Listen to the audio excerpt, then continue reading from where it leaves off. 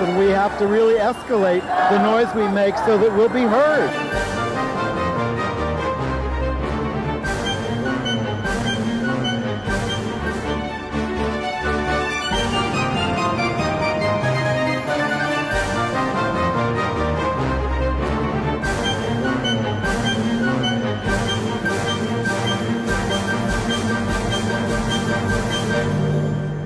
Welcome to Gay USA. I'm Andy Humm. I'm Ann Northrop. And in the news this week, President Trump was crowing, you probably saw him, about packing the judiciary with ultra-conservatives, and he's not lying for a change. There's a first.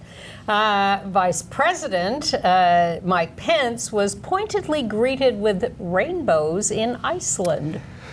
2 more trans women of color were murdered this week that we know about in Baltimore and in Florida. And in the Bronx, Abel Cedeno, the bullied gay teen who fought back with a knife, got 14 years in prison for manslaughter and assault. I was there and we'll have a report. A gay kiss in a comic book stirred up a huge controversy in Brazil.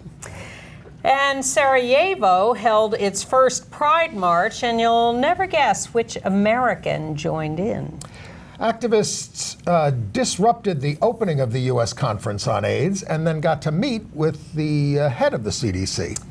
Florida Senator Rick Scott has been exposed for rejecting HIV prevention funds when he was the governor of Florida, as HIV infection rates were skyrocketing. Right, those were federal funds he didn't want. I'm going to review Betrayal, Harold Pinter's play with Tom Hiddleston on Broadway. And our very special guest is Bruce Sussman, who's going to tell us about his new musical, Harmony, coming to New York. It's a collaboration with his longtime co-worker Barry Manilow, and it's coming at the beginning of next year, and he's going to tell us all about it. Okay. So, Trump has made this the centerpiece of his presentations these days. He even tweeted about it this week. How many federal judges he has appointed. You can see the tweet there. It is a phenomenal number. But then when he was talking about it to the press this week, I have to thank Obama for this gift of all these openings on the court. Well, you can thank Mitch McConnell for that because he wouldn't confirm any of them. Yeah, hideous. 160 judges so far. He's predicting they'll get to 200 by the end of his first term. And all I can say is thank God they're not majorities yet on these courts, or most of them anyway, and we still have time to stop him. Well, they got a majority on the Supreme Court, even though they're not all Trump judges. They're sympathizers. That is true. All right. So, and what else did he do this week? He's got this new regulation to throw 3.6 million of you off of food stamps, many of them in Trump country.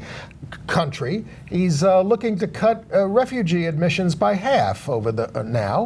And of course, he's diverting all those funds to building the wall, which is taking money from districts, Republican districts all over the country. But he has merited the endorsement of homophobic former Grey's Anatomy star Isaiah Washington, who came out for his reelection. Isaiah Washington's an African-American guy, and he says, well, I've seen little change under the Democrats from my people. Wow. I always worried that we've been too hard on Isaiah Washington. I do not think so anymore. Well, sometimes when he paid for that homophobic remark in the studio. On the set of He did. And then I think that Anatomy. sort of sometimes puts people on the thing, okay, you think I'm your enemy? I'm your enemy. That happens. Because that was a long time ago. I have to feel that this is sincere on his part. They're repealing a ban on bee-killing pesticides in wildlife refuges. How are we going to eat? Well, they're killing all the auto emission standards that California worked out with the car companies. They're bringing an antitrust suit against auto companies that want to be environmentally conscious by complying with Florida because they're doing it together. That's the thing. There's going to be a hearing about this in the Judiciary Committee. How about an antitrust suit against Trump and McConnell working together? Well, Uninsured Americans are up to 27.5 million. That's 8.5% of the population, up for the first time since the Obama passed the Affordable Care Act. I feel they know 2010. these things already. Now, that special House race that just took place in North Carolina, yes, the Democrat lost in a heavily Republican district, but it swung more than 10 points to the Democrat. And if all the districts swing 10 points to the Democrat, Donald Trump loses the state of North Carolina. All right. I'll hold my breath on that one. There is, there is fight back here and there, and I want to thank Representative Jennifer Wexton, a Democrat of Virginia, who's introduced a bill that would stop HUD, the Housing and Urban Development Department, from instituting the rule allowing anti-trans discrimination in shelters. I mean, I know won't get anywhere. I know but the it's Trump nice of her administration to throws try. roadblocks in front of every investigation and everything, but the Democrats have got to get more aggressive. Well, I see little signs of that. I want more, of course, but I'm happy to see our Congressman Jerry Nadler on TV more and more talking about the work they're doing. They don't have trouble standing up to them in Iceland. So Mike Pence makes a visit to Iceland, and the president of that country greeted him wearing a rainbow bracelet. As he had also done in greeting Putin a while ago, because of Putin's, anti-homophobia, anti-homosexuality law. And the other picture there, a couple of local businesses that were on the parade route, not the parade route, but the route for Mike Pence, put up multiple rainbow flags. But, Mike just sees this as due to his strong Christian faith. Well, you remember that last week that the White House was claiming that Pence is meeting with the out-gay Prime Minister of Ireland, Varadkar. How could he be anti-gay if he did that? Exactly. Well, Chasten Buttigieg said, look, I've met with a lot of homophobes, and they haven't changed just because I've met with them. Pence is not changing just because he's met with Varadkar. The streets were barricaded in Ireland, in County Clare, but nobody turned out to greet Pence there. But speaking in front of the Irish Prime Minister, who we referred to, the Taoiseach, Pence praised Boris Johnson and Brexit, two things threatening peace and trade in Ireland. Now, wait a minute. The Ancient Order of Hibernians publicly criticized Pence. They were greatly troubled by his remarks. These are the people who kept us out of the St. Patrick's Day parade for 25 years. They do this on purpose, Pence and Trump and all those people. They are just trying to get under our skin. Well, it is upsetting. What are we supposed to do? Just ignore it? Well, first of all, we're going to have these Democratic debates, and we're taping on Wednesday. And I should note that we're taping on September 11th, Wednesday. Yes. And as we do that, we, of course, remember gay heroes like Mark Bingham on United Flight 93, who helped bring that flight down before it could crash into something huge in D.C. and kill even more people. Even thanked by John McCain at a ceremony. And, of course, Michael Judge, the fire chaplain, a gay guy who went down there and died there. And many others. Many others. Certainly the thousands who died and the thousands who helped, and particularly those members of our communities. 18 years ago. Yeah. Anyway, so the debates. There are two LGBT-focused debates coming up, but they're not debates. They are forums, and they will be sequential interviews with candidates, which will take a long time. The first one is on September 20th, next week. Yes. And that one it will not be televised, but it will be broadcast online. It's being held at Coe College in Cedar Rapids, Iowa. There are 10 candidates who've already agreed to do it. GLAAD, the One Iowa, the local LGBT statewide group there. A number of other, The Advocate, I think, is involved in that. But 10 major candidates are showing up, Biden and Booker and Pete Buttigieg and Castro and Tulsi Gabbard and Kamala Harris and Elizabeth Warren and Marianne Williamson and Amy Klobuchar and Joe Sestak. Well, the other one... That's at 7 o'clock, I don't know if that's Eastern or Central, in Iowa on September 20th. And the other one is sponsored by the Human Rights Campaign on October the 10th, the eve of National Coming Out Day. They're going to let CNN reporters ask the questions and audience members. This is out in California at the Novo in LA, accepting so far Biden, Buttigieg, Castro, Harris, Warren, and Klobuchar. And it's an audience of invited guests, no tickets. Yeah, you can send in questions, but they are restricting the audience, and people are a little upset about that. This echoes the HRC forum held in 2008, where Melissa Etheridge asked the questions, and that was somewhat controversial. I remember. And some of the answers from the candidates were a little controversial, too. But these are, so September 20th, October 10th, forums, individually questioned candidates on LGBTQ issues. I don't expect anything too you never know. Unpredictable. You never know. Well, the question is, what should the questions be? No. Think about that. You can send them in. You go to the HRC website for that one on October 10th. Now, if all this stuff about Trump upsets you as much as it upsets us... I was just going to note that Mayor Pete is up with his first TV ad. You can go to his website. His first TV ad? Yes. His first TV ad. Really? Go to his website and see it. Yes. There's going to be a big march against Trump because he's speaking at the UN on the 24th. So on Monday night evening, September 23rd at 5:30, starting in Bryant Park, there at 42nd Street and 6th Avenue, we will all be coming out to protest.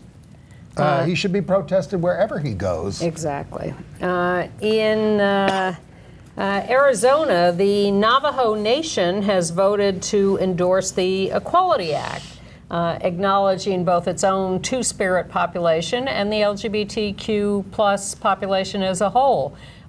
This is an important endorsement for the Equality Act in the U.S. Congress. Great. Thank you. We told you about Jerry Falwell Jr. and Liberty University and the corruption there and all that stuff. Well, there was a big story in, what was it, Politico. Yeah. Now, at this point, Liberty University is a $3 billion enterprise because they have a lot of online students. And of course, family members profit from the businesses that they generate. But insiders are now leaking compromising documents and emails. And beyond the pool boy stories. Oh, yes. Reports of how Falwell brags about his penis size and shared photos of his wife in a French maid costume. Ooh la la. Politico put up pictures of him at a nightclub in Florida, in Miami, and he said that's photoshopped. So they came up with 4 more photos from their... and the photographer. Yes. This is at a club called Wall, where his son Trey was. He insisted he wasn't there. Well, Liberty University students are forbidden to go to places like that. Or drink alcohol. Yes. All that stuff. Yeah. So this guy, I Trump's hope big this supporter. this is right before Trump his will fall. make him Secretary of Health and Human Services or something. And there's a fascinating piece of video online posted by a well-known drag performer in West Hollywood, Lonnie Reinhardt. He was performing at a club in West Hollywood, and he noticed that Aaron Schock, the former congressman and closet case and Republican and anti-LGBTQ issues voter. And Downton Abbey devotee. Yes. Because he got in trouble for using all these campaign funds to redo his office like Downton Abbey. Yeah, like red velvet walls and stuff. He was in the club. And so first, Lonnie was furious and wanted to just call him out and scream at him and whatever. And then he decided, no, I'm gonna. Well, he said something without using Aaron Schock's name. But then somebody who was with Aaron Schock went over and said something, and he ended up going over to talk to him. And so his posting online describes all this and describes the conversation he had with Aaron Schock, which included Aaron Schock saying, you know, I was outed and it was very painful and my family rejected me. They were very upset, and I am writing a statement, all of which is very interesting. So Lonnie doesn't know what to think of this quite. And he says, you know, I just want to put this up to say you can have conversations with people, but it would be nice if he did write a confessional statement and did some good works. Sure. I mean, you know, Harvey Fierstein, who will soon be seen as Bella Abzug in a play that he wrote about Bella Abzug, posted about that conversion therapy guy who came out and said he was sorry. And Harvey's not ready to forgive him. I think he's getting into character as Bella, who, you know, could, you know, very tough. Very tough. We loved her. And I'm looking forward to the show. But yeah, I mean, look, do I hope he comes around? Some of these people never give up their conservative politics. I mean, yes. Anyway. Well, it's hard for us to imagine anyone having conservative politics, but you have to take it on faith that they actually believe this stuff. But there was news also about Aaron Schock, you know, about the investigation into him of the criminal charges about his misuse of those campaign funds. And after completing a probationary period and paying $68,000 that he used for personal expenses and pay back taxes, he gets a sweetheart deal and he gets his record cleared and he gets to run for office again. Oy. Well, a lot of New York City former council members are going to run for office again because the term limits only apply to sequential terms, and you can go away and then come back and run again. But aren't we losing all the gays? Yes, we are. All 5 gays are up. Yes, but Marty Gould Cummings, drag star, is running for the city council. Out of order, but yes, we can. 32 years old, on the Nightlife Advisory Board and on the Community Board. Now, the election is not until 2021. We have a picture. We're calling for it a little out of order. I don't know whether the control room can get it up, but if you can, we are losing all 5 out council members. LGBTQ council members. There's Marty.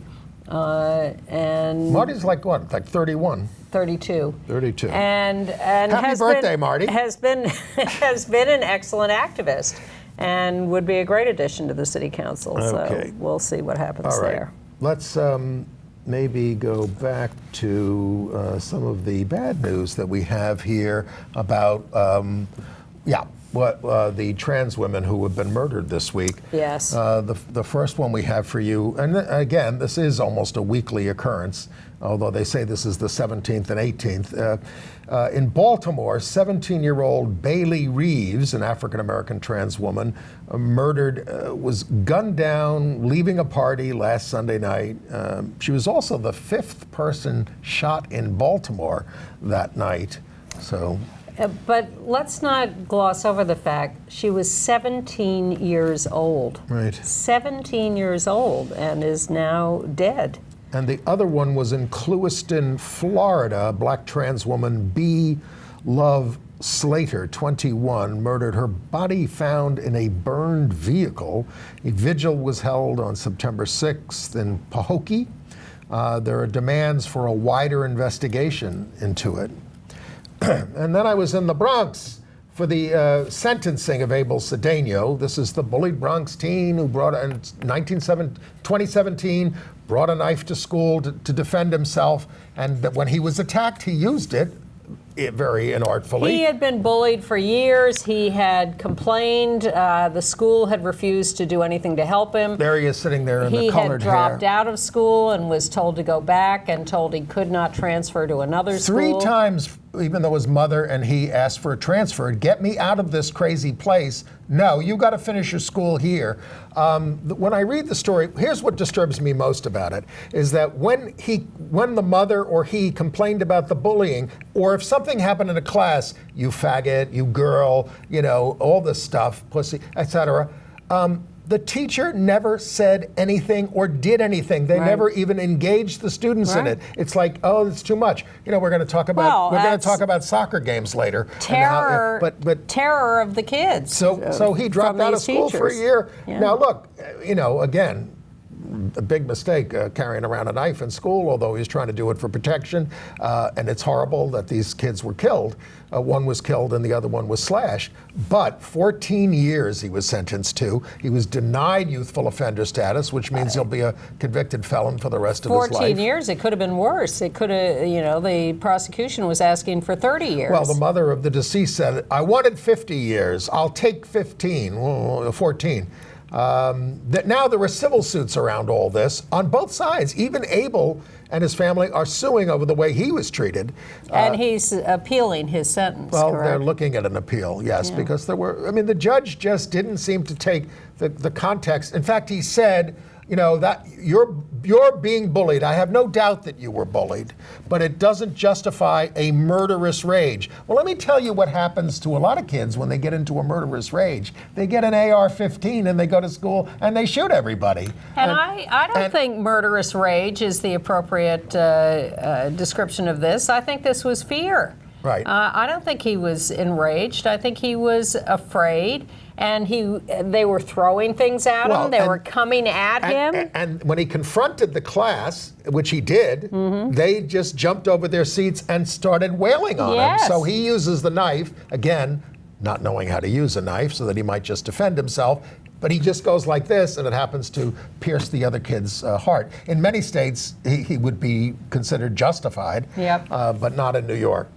And the judge said you may have been bullied, but not by these guys. Well, he was bullied by these that guys. Day, and he knew who they were, that they were gang members, which they deny. All of this may come out in a civil suit. Anyway, I feel for Abel. We're going to try to see, now that he's being sent to prison, because he was doing okay in Rikers and getting an education in the city jail, but in the state prison system, it's very rough, and we have to protect people in prison, especially gay people. We also have a trans picture people. of the murdered boy's mother. Right. Who, Luna Dennis, and her lawyer is Sanford Rubenstein, who you may know from TV, because he's a very successful lawyer. And he's been quite vicious in going after Abel. Right. They wanted 50 years. Yeah. I mean, she lost her son. I'm not, I'm tremendously sympathetic to that. Right. But all right.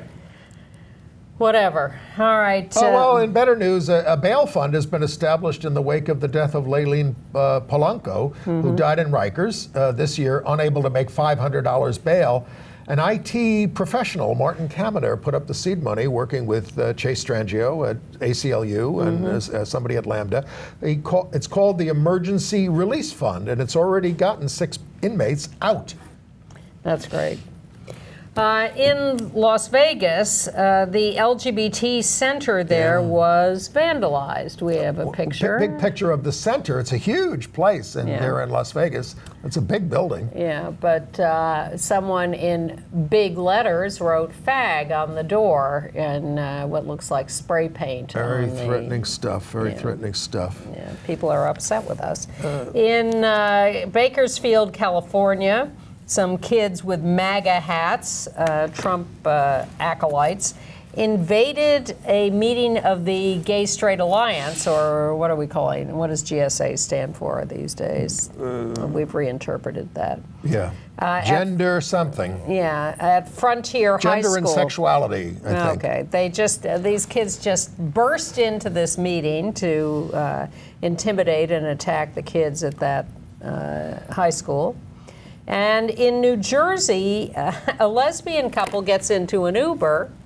One of them plants a kiss on the cheek. Yeah, and the Uber driver loses it. I'm a Christian, get out, she says. I'm a Christian, get out. And so the lesbians take out a phone and start filming this. Again, you can find this online. Go ahead, film me. I'm standing up for Christ. Yes, and says, you mean you're throwing us out of here because we're gay? Yes, I am.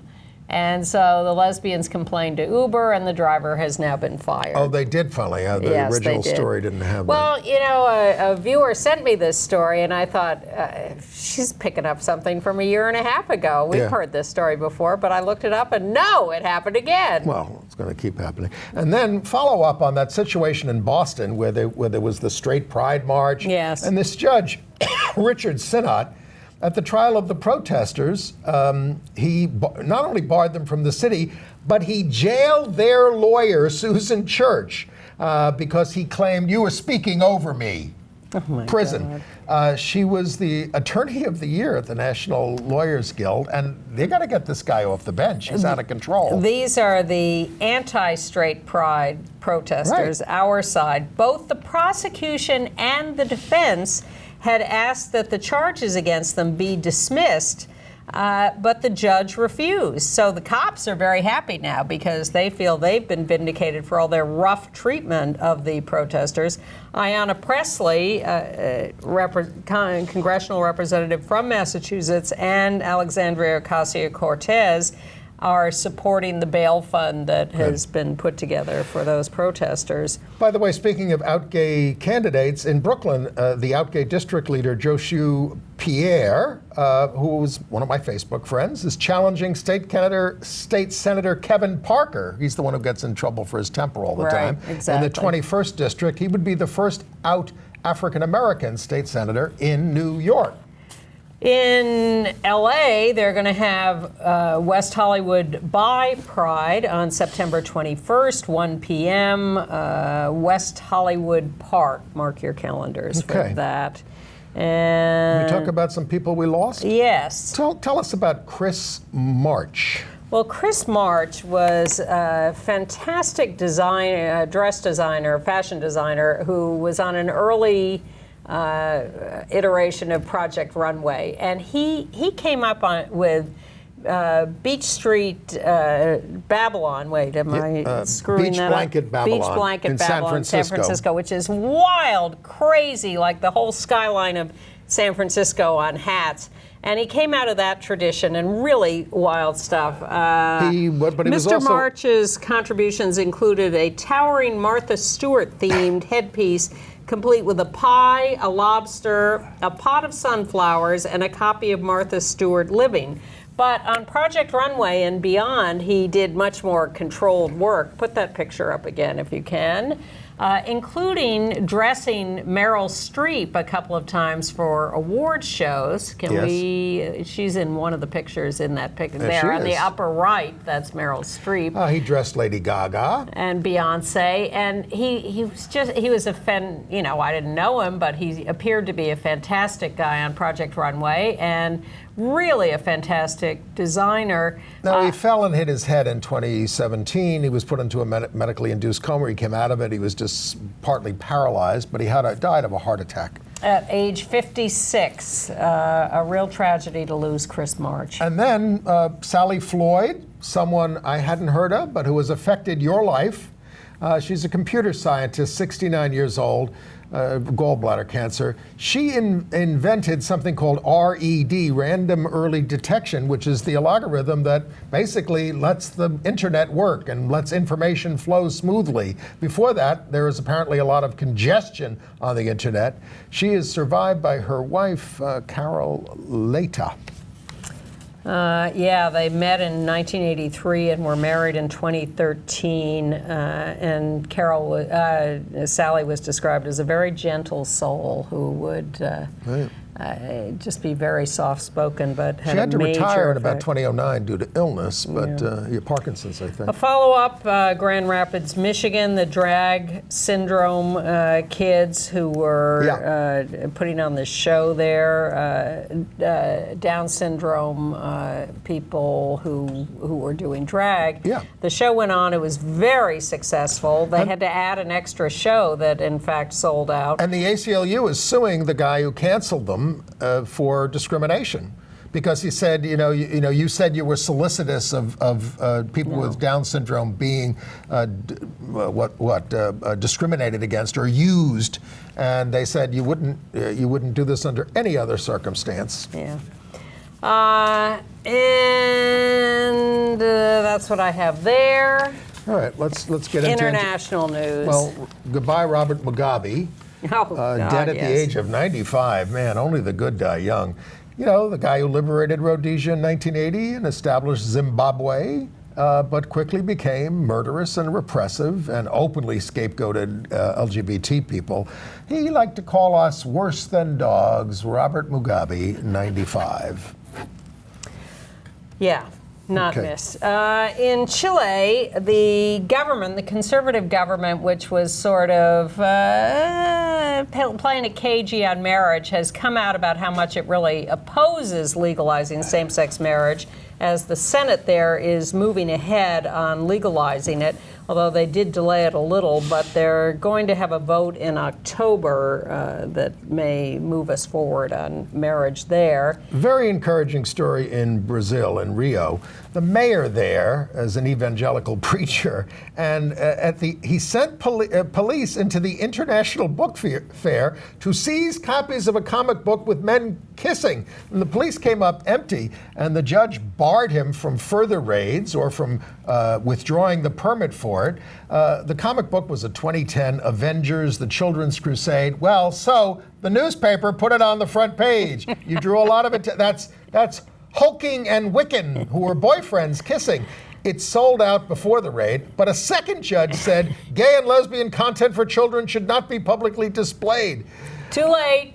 The comedian Felipe Noto said he would distribute thousands of books with gay and lesbian characters with a label reading, inappropriate for backward, retrograde, and prejudiced people. We were concerned about what would happen at the first Pride Parade in Sarajevo last weekend in Bosnia and Herzegovina, but all was quiet. Protests happened the day before, and the U.S. ambassador showed up to this march, Eric Nelson, with his partner Filippo Tattoni. Yep, no, that's fine. Filippo Tattoni. Okay. At Eric Nelson's confirmation, which was only last year, he said, unfortunately, too many politicians continue to put zero-sum ethnic nationalism and their personal enrichment ahead of critical reforms. Who are you talking about? I don't know. But if Rick Grinnell ends up as our next Homeland Security advisor, or whatever that is that they just got Bolton out of, we're in trouble. So good on Sarajevo. Yeah, in Gibraltar, the government will delete the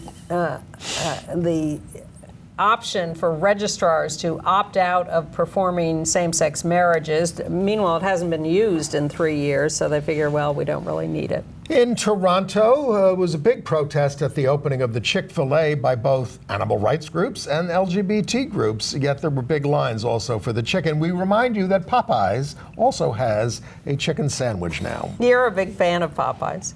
I haven't tried the chicken sandwich. They ran out. Yes, they certainly did.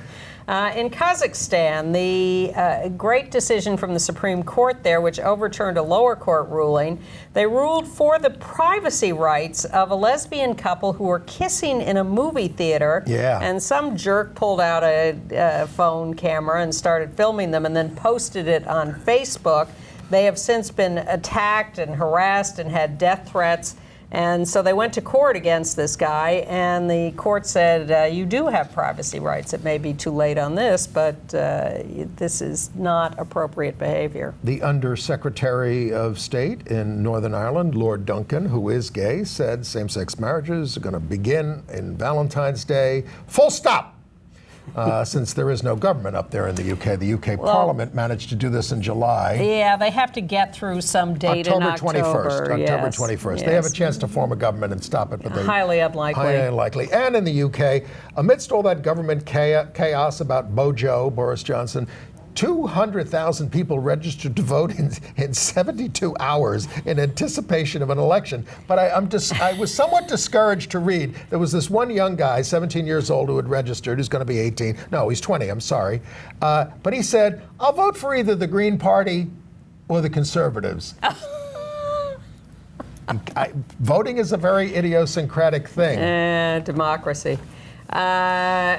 In the Philippines, the very wacky President Duterte, wacky? Scary. Exactly, said, I'll certify a proposed law to outlaw discrimination on sexual orientation or gender identity as urgent.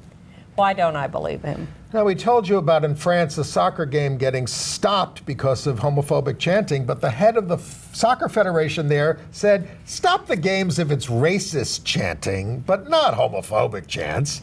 If it's homophobic signs, take them down. So there are a lot of calls for him to resign. Yes. And in Uruguay, the government will recognize foreigners for same-sex marriages. I couldn't read the whole story. It's in Spanish. I don't read Spanish. Right. And in Kenya, in Mojito, the First United Methodist Church is also the first African congregation to identify as what's called reconciling, accepting of gay people. And this started because they had a church member who had an intersex child in 1998 who was thrown out by her husband and said, we need to learn about sexuality, we accept you, and now they welcome everybody. There is hope. Can we move on to AIDS news? Please. Well, a big U.S. conference on AIDS took place last week. Lots of diverse activists stormed the stage at the opening plenary, condemned the Centers for Disease Control, and its head, Dr. Robert Redfield, the director, because they think the CDC is not complaining enough about Truvada pricing and patent control, no trans women in epidemiological data, testing HIV genetics to target individual transmitters. They have a lot of complaints against the CDC under Trump. So then they got Redfield to sit down with them, and they had a meeting. How did it go? Well, no details on that yet. We'll see how it develops, but at least they did have the meeting. Well, very reminiscent of the old days. Right. There was a big expose. Where was this? On Governor Rick Scott, he's a senator now in Florida.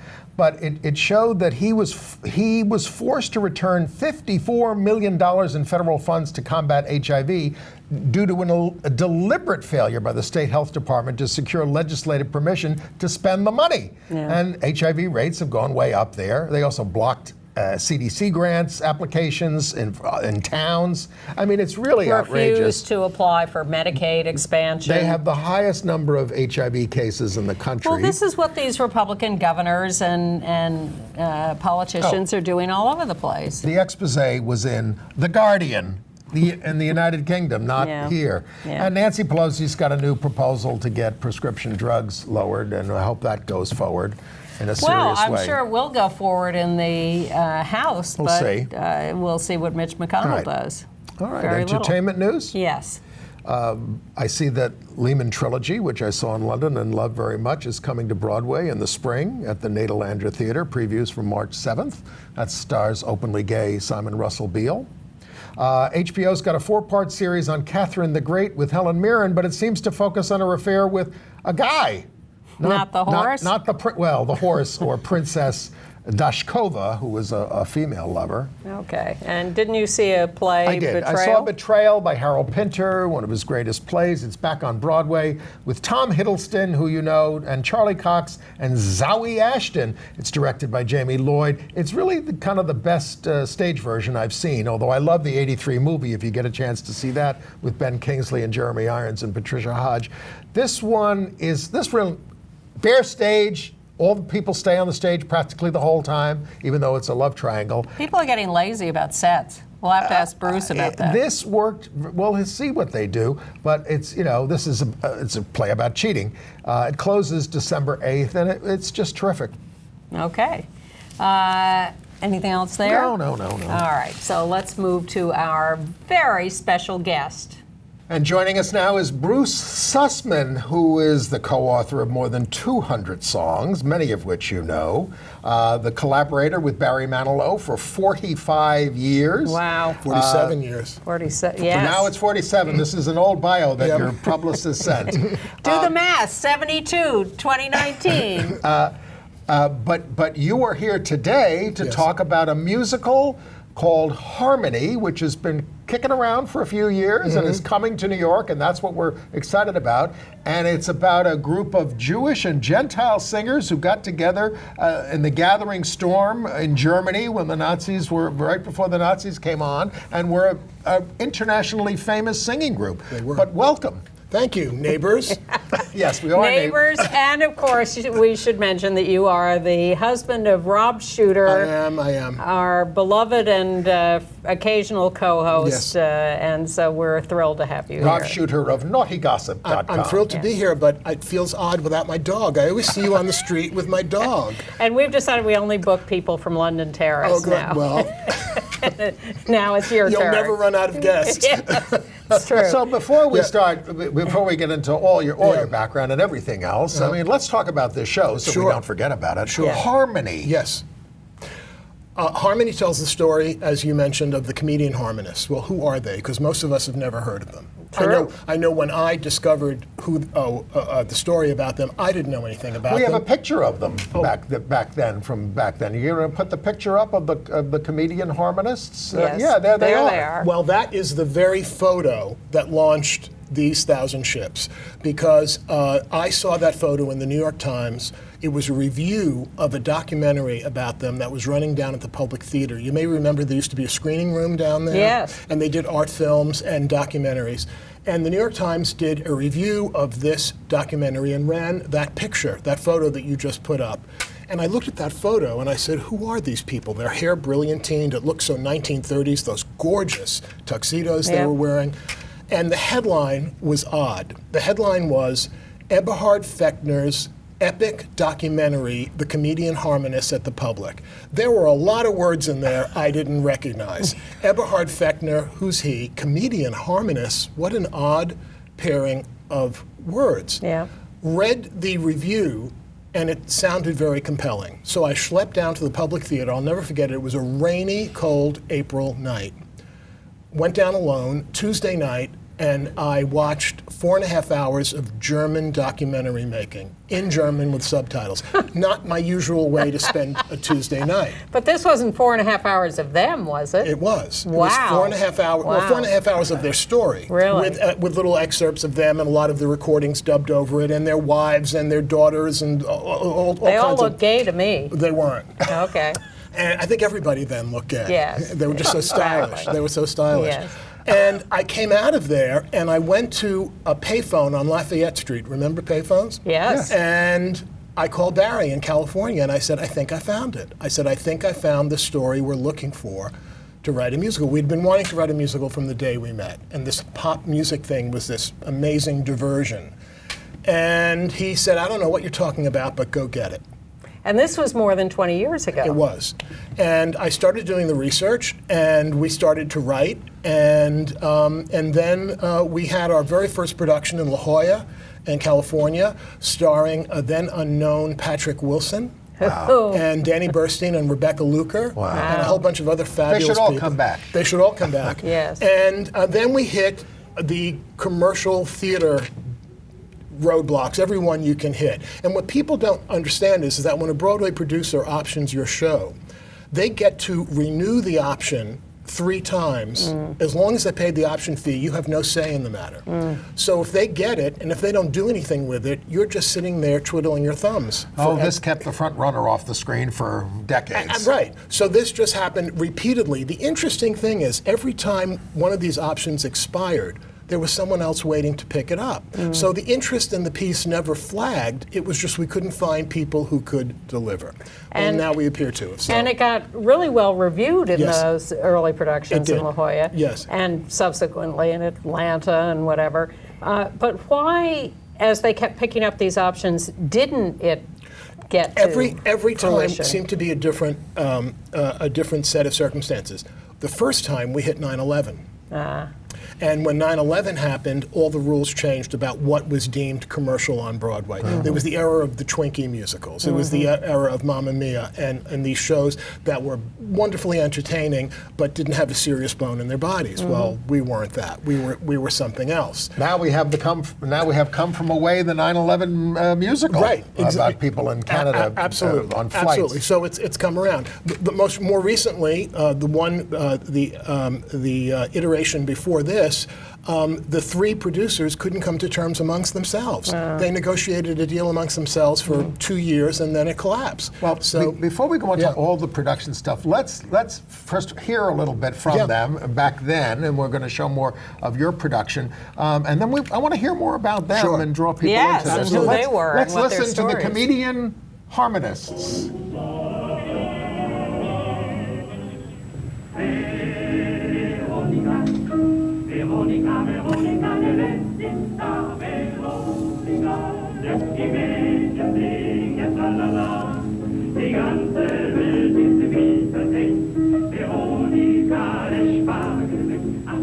You get the idea. Yeah. Yes.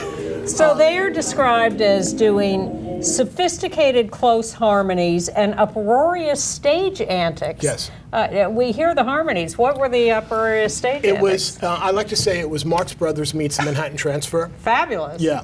That is one of the only surviving clips that exists. Yeah. And it's just them standing, must have been a benefit of some kind, standing around a piano and singing. A little further on in the clip, one of them, Harry, comes forth and begins to do his comic routine. One of their legendary trademarks was mimicking the sounds of musical instruments.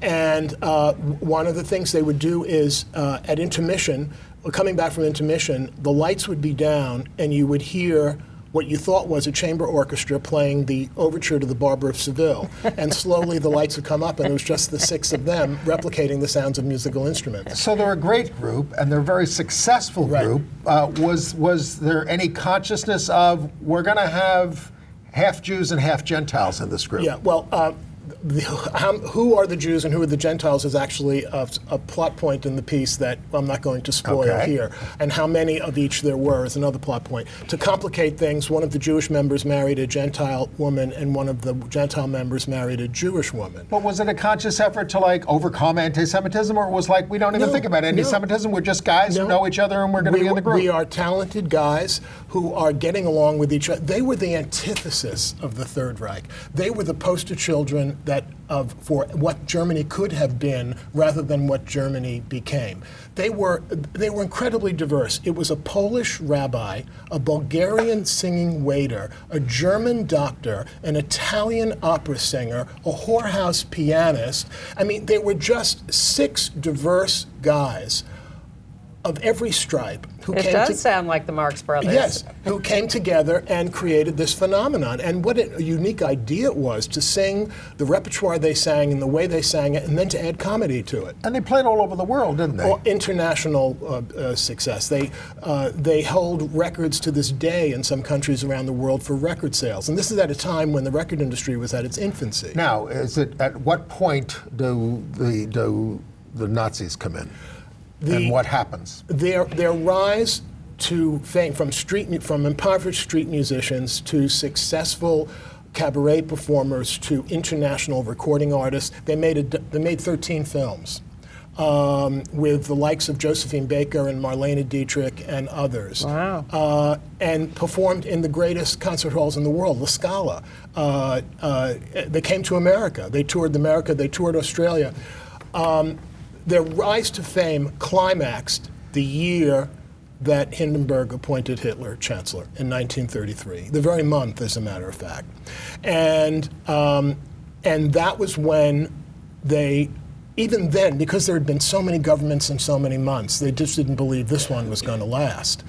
But right at that point, they began to realize there was going to be some trouble. And then the axe fell. They got a letter from the Reichsminister of Music or Culture, I forget which department, saying they could not perform with the current personnel. They couldn't perform songs composed by Jews with lyrics by Jews or published by Jews. What's left? They had one song in the repertoire that was left. Wow. That was it.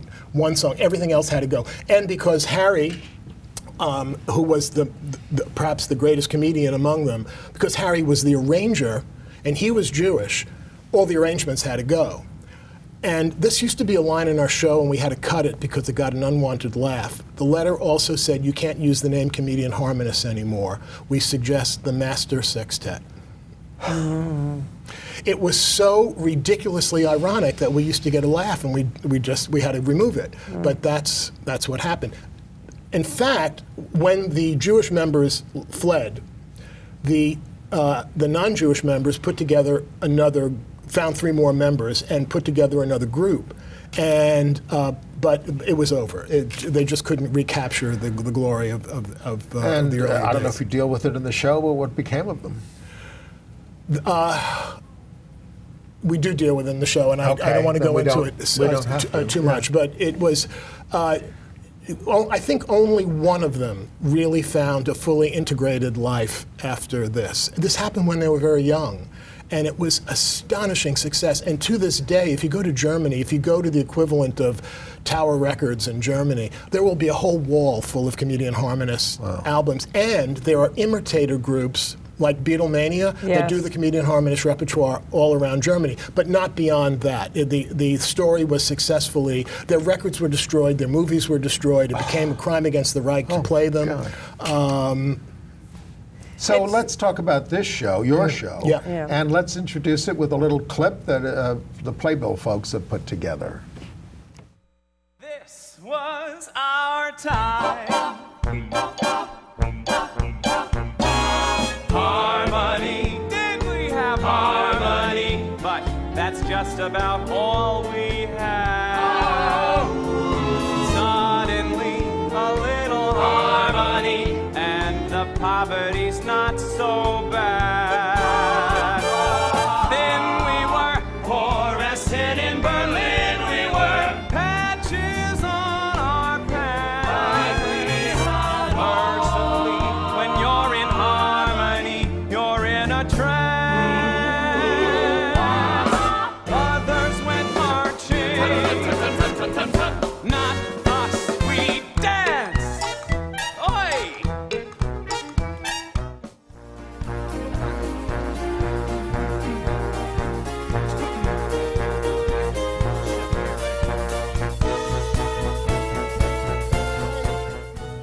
Okay. Well, you asked about set. Fading out, yes. It does have the set.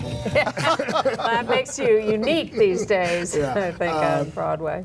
First of all, Not on Broadway, sorry. well, not yet. Exactly. We'll see. So let's talk about, also to remind people where it's going to be. Yes. Some people may know that there's a spectacular revival of Fiddler on the Roof around these days. Yiddish. In Yiddish, yes. Just splendid. I loved it. I don't know how you felt about it, but I was crazy about it. And that was done by the National Yiddish Theater downtown. It actually started down there, and then they moved it uptown. And they approached us and asked us if they could get involved with Harmony. At the time, we had just met a new commercial producer who was interested, Ken Davenport, and we said, National Yiddish Theater, Ken Davenport, go talk. But you're going to do it Ken at... is an award-winning, Yes, he is. celebrated producer. Yes, he But is. it's going to be performed at... At the National Yiddish Theater downtown, 36 Battery Place. At the Museum of Jewish Heritage. The Museum of Jewish Heritage, which has a beautiful. Have you been down there? Just to the general museum. area, It's yeah. To the museum, There's yeah. a beautiful theater called Safra Hall down there. That's where we'll be. It's where Fiddler started, and we'll be there from February 11th for 8 weeks. And there's more information at harmonyanewmusical.com. Yes, which has been on the screen all the time you're great, talking. great. So that people can get more information. So is the 20 years it's taken to get this production here to New York really because of those options and the producers? Is there any other... That's pretty much it. I mean, along the way, it's been a journey for us to, for every reincarnation, to revisit the show and see what can we adjust? And also every new director that comes on has an idea about how he or she might like to do it, so we make adjustments along the way. And do you think the timing now is ironically appropriate? Our director just said that to us. he said, I know the agony of what it's been like the frustration of not being able to get the show to New York.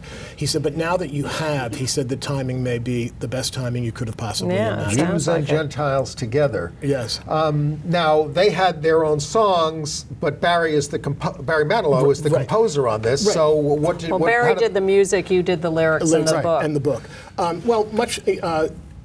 We have to remember there was an era before jukebox musicals, and it's funny how many people say, "Oh, you're not doing the comedian harmonist repertoire." Well, no, we're not. But nor did they in Funny Girl or Gypsy or The Sound of Music. Yeah. We didn't do the Von Trapp family repertoire, and we didn't do the Fanny Brice repertoire in the stage play anyway. So it was an original musical, and we decided since there was no Over the Rainbow, there was no song that was so phenomenally well known by people outside of Germany, that this was a good opportunity for us to attempt to replicate the sort of thing they did, and also make a slight adjustment for a 21st century ear. Then you let them speak English. Well, yes, but the conceit of our show they're speaking German, but because they're all speaking German, there's no accent. So so that's when they speak English in our show, when they're in New York and they say hello, New York, we are the community, then they have an accent because they're speaking. I see. Yeah. I see. Well, it's very exciting to hear about this and hear what's coming. But you, in spite of being the co-author with Barry Manilow of Copacabana, which is in all our heads eternally, this is not your entire career. You've worked with many other people and done many other shows. You did my favorite musical, Whoop-De-Doo. Oh, that was Howard fun. Crabtree's Whoop-De-Doo. Yeah. Wonderful costume show and songs, funny. It was a great idea, hilarious. wasn't it? I mean, it was such a surprise to sit down. It was all about crazy costumes and funny songs. Yes. And I just kind of went out of obligation because it was cross-dressing and all this other kind of stuff, and it was just a revelation. It was fun. We were invited to submit a couple of songs for it, and it was great fun. We really had a good time with that one. And then I got to work with the late Wendy Wasserstein also. We did her first musical. It was her only musical until recently, until right before she died. But that was an amazing journey as well. Oh, so. For the next 50 years, you're going to keep doing this, or? Kanahara. Yeah. This is I don't think songwriters retire. I think you just stop at some point. You die. I don't know. Please don't. I think this is all very exciting, and you have gotten great audience reaction to Harmony. And the advance, I can't believe it's 5.5, 6 months away, and tickets are selling and already. So it's just. It's amazing. I'm very gratified. Well, it's got 20 years of word of mouth on this. Well, there's that. Yes, there is that, and I think some people are coming out of curiosity, and there are also some people who actually know the story, and it always amazes me when I run into anybody who does. I just met a producer at CBS, and he came up to me and said, "You're doing the Comedian Harmonist story?" I said, "Yes." He said, "They're my favorite group ever." I said, "How did you know about them?" I said, "I didn't. It was one of the reasons why." How did he know about them if everything that they ever did was destroyed? Well, because the people hid their 78s under their beds. The records. Yes, and then after the war, they took the records out and they got remastered, and you can get CDs now. There are hundreds of recordings like the one you played that you can get on CD. Well, it's called The Comedian Harmonist. It's coming up in February. It's called Harmony. Harmony. I'm sorry, the show is called Harmony. Right.